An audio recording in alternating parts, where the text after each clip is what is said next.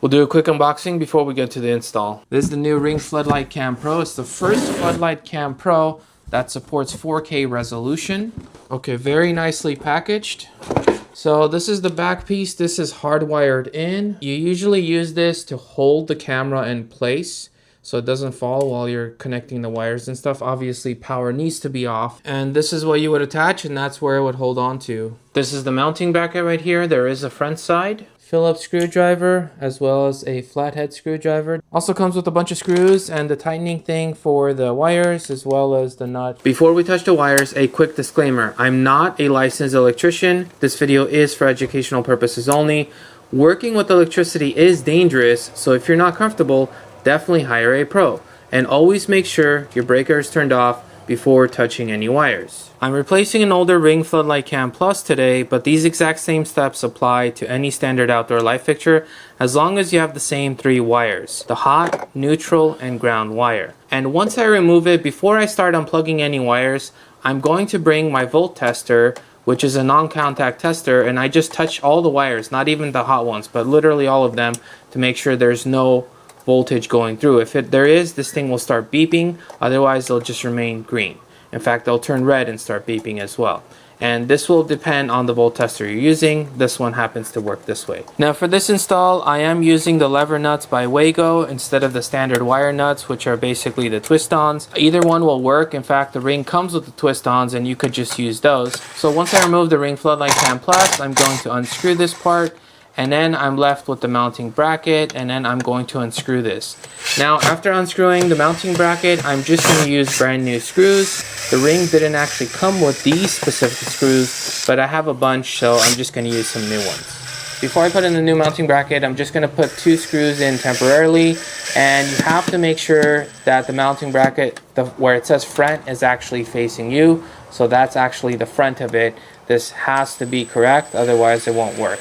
And then I'm going to basically screw in the mounting bracket, make sure it's secure. In fact, I'm going to put 3 screws in just to like double make sure it's secure. Now we're going to put the mounting plate on and run the wires through. And there's one larger screw that goes to the center, and that's how it attaches, and that's why the mounting bracket has to face front, so the screw goes in.